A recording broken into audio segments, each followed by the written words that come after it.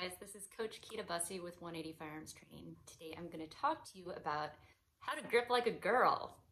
So most people, show you first, this is empty. So most people grip the gun like so. And they have the trigger guard right in between these two knuckles. Now, there are some people who grip with their finger in front of the trigger guard as a preference. I know Bob Vogel does this very well. The thing is, gripping that way, it can work. It's very difficult to make it work well. So some people can do it very well, but if you're a newer shooter, I would recommend not doing that just because it's easy to influence the gun from one side to the other. With that finger in front of it, you can end up pushing or pulling one way or the other incidentally. So typically you don't want to be doing that. You want your hands underneath. Another thing to think about, if you're a lady with small hands, or maybe you're a dude that has shorter fingers, whatever it may be, if you have a really wide trigger guard, this one's very narrow.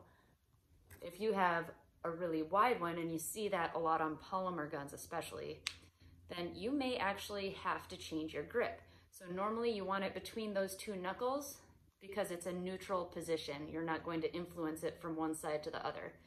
But with that really wide trigger guard, if you put it right here, this big knuckle actually can influence your shots to the right. So a fix for that, if you have smaller hands, is this.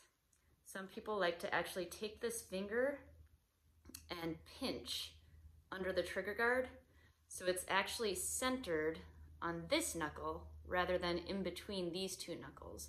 So it ends up kind of like this instead. That way there's no influence side to side one way or the other with that fat trigger guard. Now another thing to keep in mind, if you do have smaller hands, it can be harder to reach all of the mechanisms on your firearm. One of them being the magazine release button. Now you can get an extended magazine release button. The problem with that is if you're gripping the gun up really high like you should be, your grip can actually depress that extended magazine release, and then you're dropping mags when you don't want to be. Or if you have a start where the magazine is seated and your gun is sitting on a table like this, it's going to end up pushing the mag release when you grab the gun to pick it up, and then you have to reseat the magazine, and that can be an issue as well. So the fix for not being able to reach the magazine release button without shifting your grip is actually shifting your grip. So there are two different ways to do this. You can flip the gun vertically in your hand to hit it. So you're actually going like that, making sure the gun stays straight up and down so that the magazine can drop free. If you're doing this and turning it sideways, it's going to be harder to eject the magazine. Gravity is not working for you. So you can actually practice just sitting down watching TV and flipping, and do it over and over again until it feels natural. Now the other option, if you are really even struggling with that and you've given it a fair shot and you still can't quite reach, then another option would be actually using your non-dominant hand to hit that magazine release for you without removing your grip from your right hand. And I know there are some very good female shooters who do this. I know Tim Herron does it. He's left-handed and does have smaller hands. And they all do it really, really well.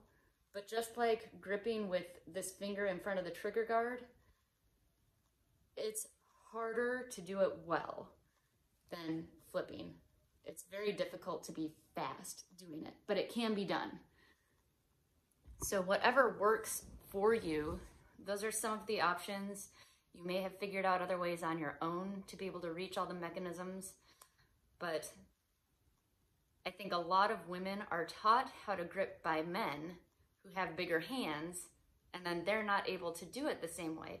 Something else to watch out for is I'll see a lot of ladies end up sort of crossing their thumbs like this, and the reason for that is because their hands are so small they can't get their hand directly behind the gun.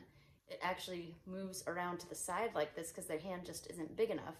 And then their placement on the trigger goes from here, where it should be, to here, because they just can't quite reach it. And that ends up influencing shots to the left. Plus, if your thumbs are crossed, you have less gripping surface area on the gun.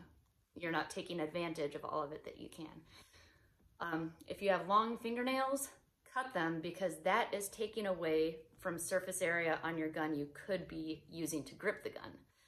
So cut your nails, plus it's gonna hurt when they dig into that hand. I've seen people with long fingernails where it's so long they can't get their finger outside of the trigger guard because their nail gets caught. And then they end up having an AD on a reload or something like that. Another thing you can be doing to help you with your grip is pushing up underneath the trigger guard, and when you do that, it closes the gap under this beaver tail right here. See that? So that's another little trick that helps, especially if you have smaller hands. I hope that was helpful. See you next time.